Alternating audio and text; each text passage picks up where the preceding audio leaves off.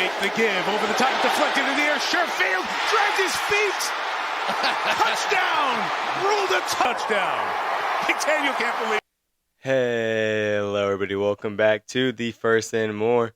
I'm your host, P-Man, better known as Preston, and today we're going to be recapping Week NFL 18 before the wild card round. So, without further ado, let's get on to it. Alrighty, so first up, we have the Steelers versus Ravens. 17-10, Steelers come out on top. Nothing much notable here to say other than that the Steelers did play pretty good.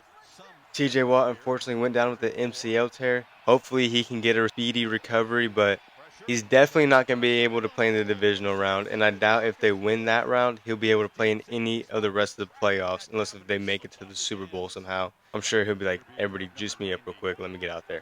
But that's kind of the most notable thing that happened from that game. Mason Rudolph, 18 for 20, 157 yards, 1 touchdown. He's having himself still a great outing. The past 4 games, he's completed 70% or more of his passes. Congrats to him. Deontay Johnson still showed that he could be a reliable receiver for the Steelers. And Najee Harris is still going crazy. He had 122 yards with a touchdown this game on, I believe, like 20 carries, maybe even more. But I love to see him do good. If he can bring that over to the playoffs, the Steelers might be able to do something pretty scary with the team they have. And for the Ravens, nothing really notable for them. They sat all their starters. They barely had anybody out there. They had some stars on the defensive side, but they definitely wanted to sit most of their starters because they had the first defense in NFL history to lead in fewest receiving yards, fewest passing yards, and fewest rushing yards. So that is an amazing achievement for them, and I believe they had I believe they had the least total touchdowns led on them this year and the most interceptions this year. So Ravens defense is a scary sight to see, and they're going to be scary in the playoffs. They first seed, of course, so of course they don't got to play in the wild card. They got time to rest. They got time to get a game plan. So we'll see what the Ravens can do in this year's playoffs. On to the next game, we have the Jags versus the Titans, 20-28.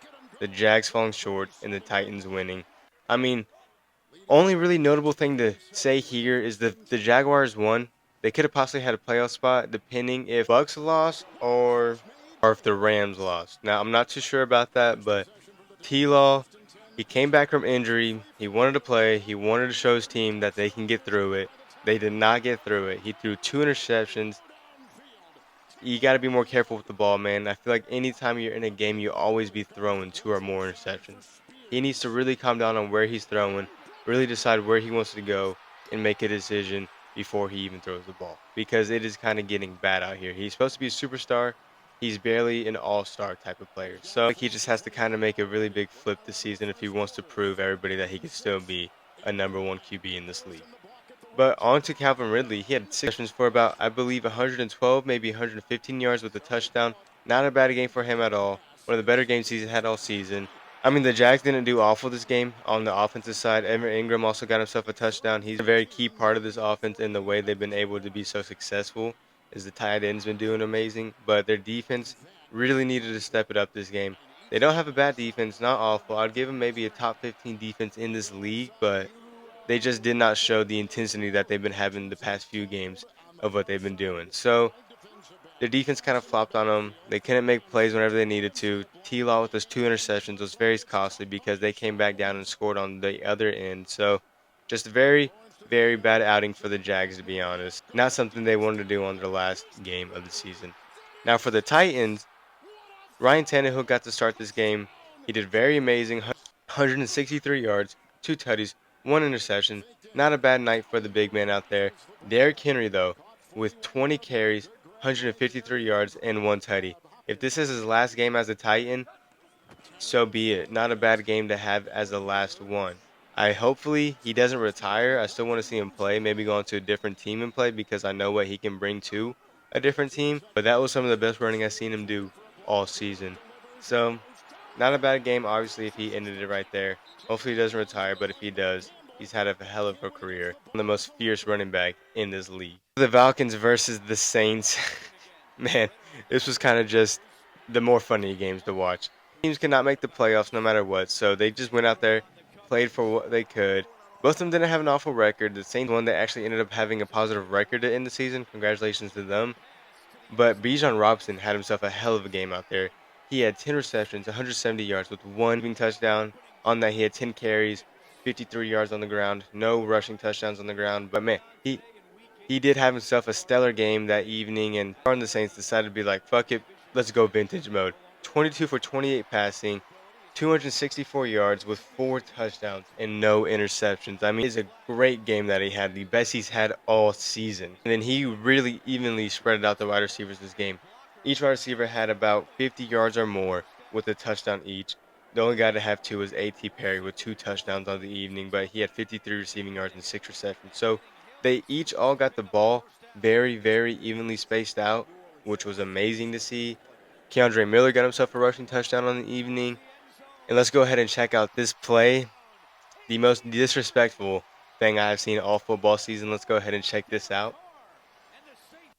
You know, there's a lot of factors that cause you to not be successful. And Jamal Williams, like, 3rd rushing touchdown on the season, and it was off of a fake kneel to end the game. I am behind this play call. It was no other than James Winston himself. I mean, like, come on, bruh. What are we doing? I get that you want to get your guy a touchdown. You just want to be disrespectful against the division rivals, but come on, bro. Like, I've never seen anybody do a fake kneel touchdown, and that is just something to see. It was funny, but it's still sad to see it happen. On to the next game. This just made me not even want to watch the game at all. Panthers versus Buccaneers. 9-0. Bucks won. Get into the playoffs. I mean, big game for them. Good thing they won, but could y'all have done it in any more boring of a way? 0 touchdowns for this game at all. Only field goals. I mean, shout out to the kicker, Chase McLaughlin. Excuse me, I said that wrong. 3 for 3, 100%. 9 points for him. The only points of the whole game. I mean, it was the most boring thing to watch. The Panthers almost had a touchdown that they got ripped away from because the receiver doesn't know how to just go down and maybe get a rushing touchdown. I mean, check this out. wide open inside the 10, the 5, DJ Chark. Oh, that might be a fumble. Yeah, fumbled at the 1-yard line. Just doesn't have enough grip to hold onto the ball. I mean, just run out of bounds, get hit and go out, and y'all can rush for a touchdown, and maybe it's a different outcome of the game. But got to feel for Bryce Young. Had himself an awful rookie season. Don't blame him because the Panthers are trash. Couldn't give him any help. There's no guys to catch the ball. Flat out disgusting game to watch. On to the next. We have the Bears versus Packers. And I'm hating the Packers. They keep on getting good QB after good QB after good QB. I hope that this is one good season of Jordan Love's career. I mean, I hate to say it. I know he's a human being, a good individual, but I cannot stand the Packers having great QBs throughout all their draft picks. Like, come on, man. How y'all getting lucky every time? How y'all just hitting on good QBs every time? Like, what the hell? What the hell? But on to this game. Chicago Bears versus Packers. Packers came out on top, 17-9. Not much to say here other than with the win, they got into the playoffs, so congratulations to the Packers. We'll be facing the Cowboys. Hopefully they beat the Cowboys. Would be a funny thing to see. Not much notable to say here for this game other than that Jordan Love had the 4th game of his career throwing for 300 or more. I mean, yeah, not much to say here. Just kind of a snooze fest for Bears fans since they've only scored field goals this whole game. No touchdowns at all for them, just like the Panthers versus Bucks. So let's get on to the next game. We had the Broncos versus the Raiders. 14-27. Not much they could have done here. Was just kind of a wrap it up end game for them. Glad to see the Raiders win, though. I do like what the Raiders have been able to do with their record this season, turning their whole game around, almost becoming a playoff contender. Not becoming a playoff contender, but still fighting hard and finishing through that line and winning the last game. Not much to say in this one because, like both teams, they weren't fighting for a playoff spot. It was just a little chill game. Nothing record-breaking in this game at all, but then that the Broncos have for sure given up on Russell Wilson, and they will not be bringing him back next season. I hate to see that because he's not even that bad of a QB. He was doing good the past few games. They were winning, so it's like, are you going to trust the guy? I mean, I know he really fumbled that game to where they got knocked out of the playoffs during that game. They lost I believe they lost to Jacksonville. Not too sure. It was about week 16 to week 17. I think it was week 16. They had a pretty big loss. They needed that win. Russell Wilson was not performing good at all. So I get y'all don't trust him, but y'all paid so much money for him. I don't know how y'all could just buy him out and let him walk off. But on to the next game. We have my team, the Seahawks versus the Cardinals. Let's go Seahawks. Last win. To wrap it up for the 2023 to 2024 season for us, I mean, not much happened in this game. It was a close, hard-fought game. We won this game the same way we won that 2015 divisional round against Minnesota, winning off a missed field goal. There's nothing better than, to a football fan, knowing your team's about to lose, or maybe their team's about to tie it up with the field goal, and you just see the kicker shank it.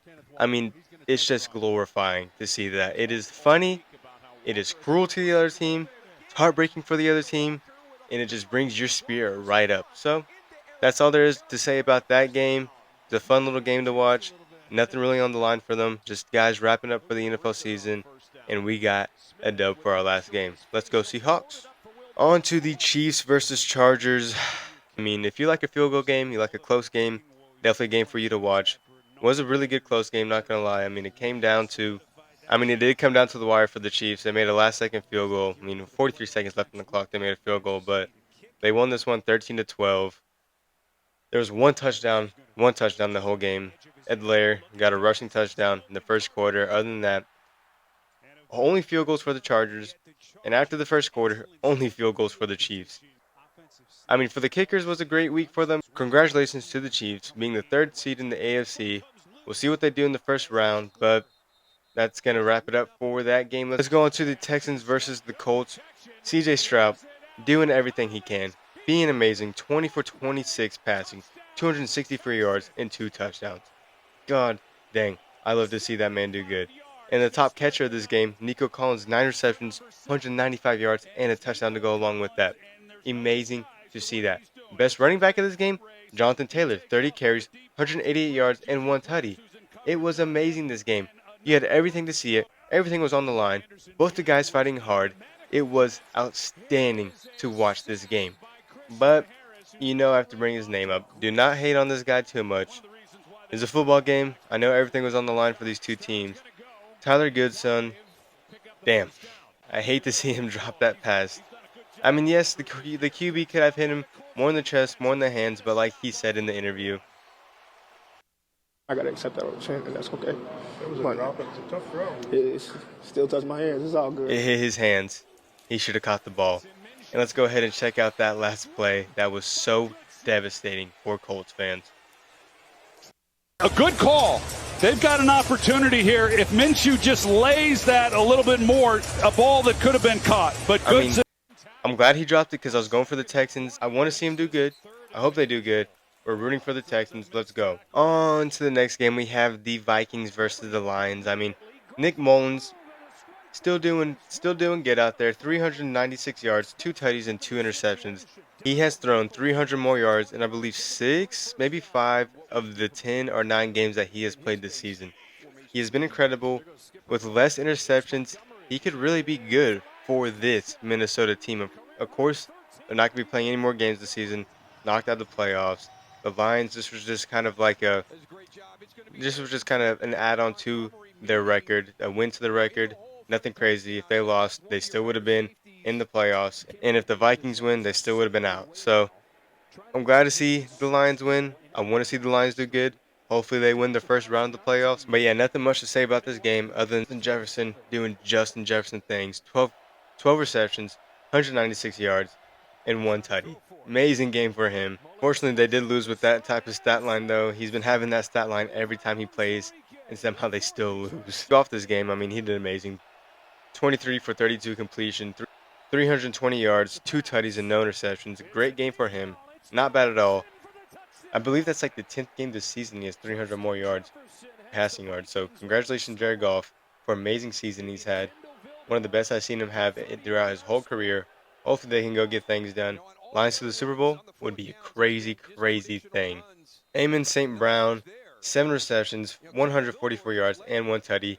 He has been stellar this season too. Killing it, being amazing. Definitely the #1 option for the Lions as far as it goes to receivers. So glad to see him do amazing things. Let's get on to the next game, the Jets versus the Patriots. The ultimate game just not to watch. I mean, 17-3, Jets came out on top. No team had anything to lose or win. Jets finished with a 7-10 record. Patriots with a 4-13 record. So not much you were missing here. Other than Brees Hall, 37 carries, 178 yards, and a tutty, he has been like the only bright spot for that Jets offense. Garrett Wilson was supposed to be having a breakout season. Unfortunately, his star QB got hurt.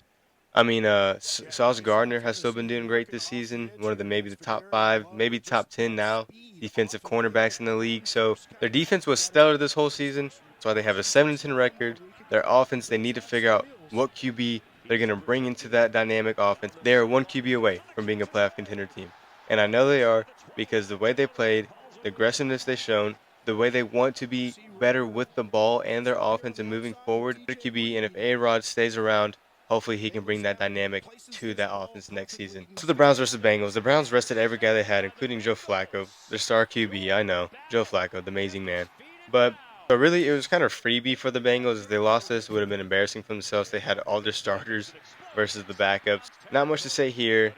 Bengals got a winning record, 9-8 on the season, missed the playoffs. I mean, hopefully Joe Burrow comes back next season, does better for himself because it was kind of embarrassing that Jake Browning outperformed him this season. So they need to really get their group reevaluated, their receivers right back on track. They really just need to get Joe Burrow back on track to what he was like in the 2022 season. That was the best performance he's ever had, the best season we ever seen him have.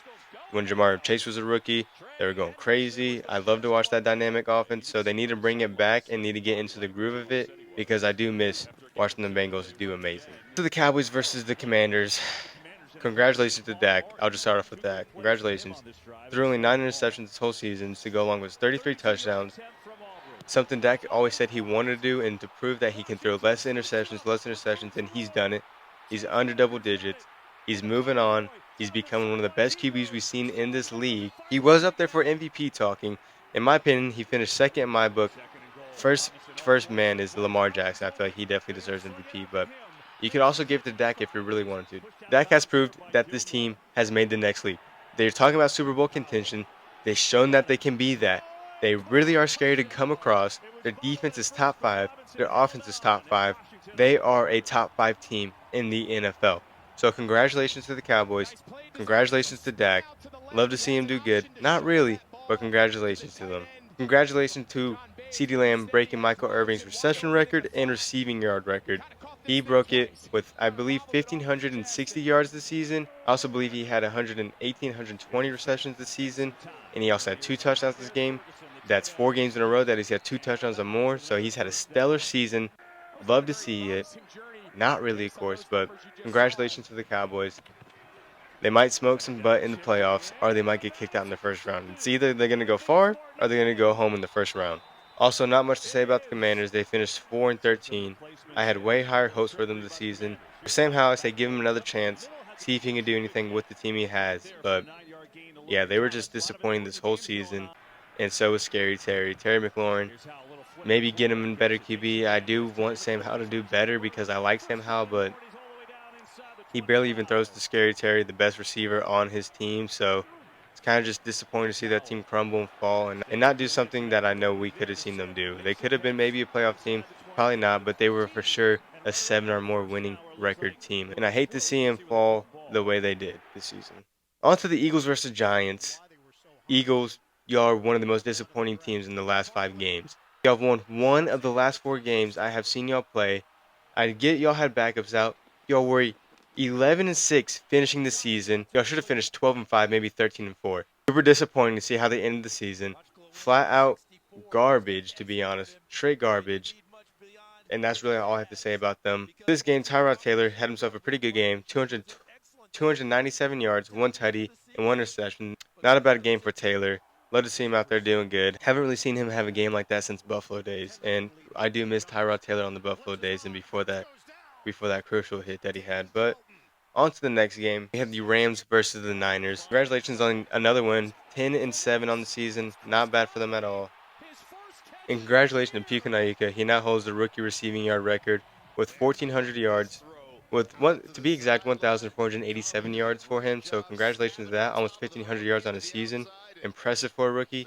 I think he definitely turned into the #1 option for them on that team because Cooper Kupp, yeah, he was amazing in the 2022 run. But I don't know what it is about Nacua. He's bigger, he's stronger. Might not be faster, might not be as a crisp route runner, but he also has hands that are amazing. I love to see him catch the ball. He is nice with it.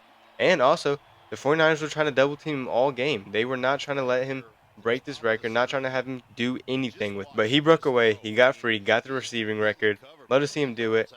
And another man that did pretty good for himself was Carson Wentz. 163 yards, 2 tutties, 1 reception, and also he got the game-winning 2-point rushing touchdown for them. So congratulations to the Rams for winning the last game of the season and making the playoffs. Let's get on to the next game.